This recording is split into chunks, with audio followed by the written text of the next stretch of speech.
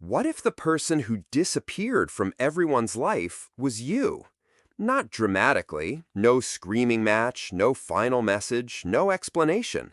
Just a slow, quiet withdrawal until one day the people around you realize you're gone. And the unsettling part is you feel lighter for it. That's the thing nobody talks about. We always frame this as something done to us. But some of you watching this have been the one who left. Some people cut everyone off because they simply ran out of room. Not space in their schedule, space inside themselves. Imagine someone who walks into a party and immediately starts tracking everyone's mood. Who seems off tonight? Who's pretending to be fine? Who needs something from them without saying it out loud? By the time they get home, they're not tired from the night, they're tired from carrying everyone else's emotional weight in their own body. What it actually feels like is this: other people don't drain you, they live inside you.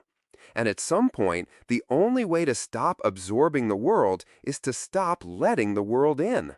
So they go quiet, they cancel plans, they let text sit, not because they stopped caring, but because they care so much it costs them everything. And here's where it gets interesting, because the next type looks almost identical from the outside.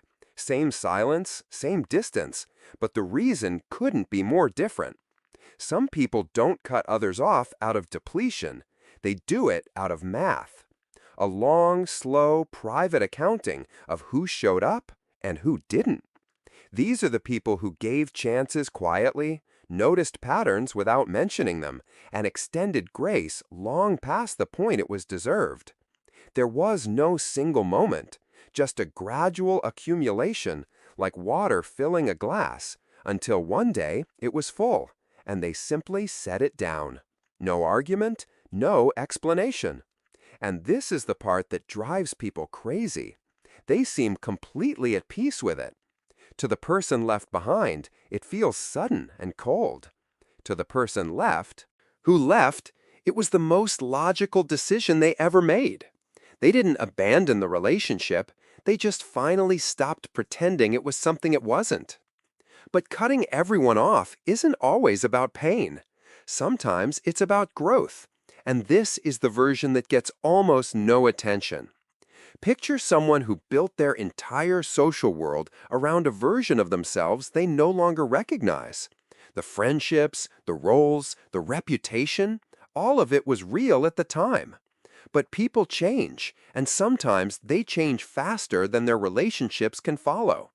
And so there comes this strange, uncomfortable moment where being around the people who knew the old you starts to feel like wearing clothes that no longer fit. Not because those people are bad, but because every conversation with them pulls you back towards someone you've already quietly let go of. Cutting contact, in this case, isn't rejection. It's a quiet act of becoming. And it might be the loneliest kind of growth there is, because you can't always explain it to the people you're leaving behind. What's strange is that the next type is also in motion, but they're not moving towards something new. They're fleeing something old they never got to name. These are the people who want connection, genuinely, deeply want it, but have learned somewhere along the way that closeness became something to survive, not seek. Love and loss arrive together too many times. So now, the moment someone gets too close, something internal sounds an alarm. And the exit feels like protection. It looks like independence. It feels like control. But underneath it, there's someone who is achingly lonely and has convinced themselves that loneliness is safer than risk. They don't push people away because they don't care. They push people away because the alternative, staying, felt unsurvivable. So here is the question worth sitting with long after this video ends. When someone disappears from your life without explanation, is it possible they weren't running away from you at all? The people who go quiet aren't always broken. Sometimes they're just the first ones to notice the gap between who they actually are and who they've been performing. And they chose, without fanfare, to close it. If this one landed somewhere real for you, tell me which version felt familiar. And if you want more of this kind of honest, unhurried psychology, you know where to find it.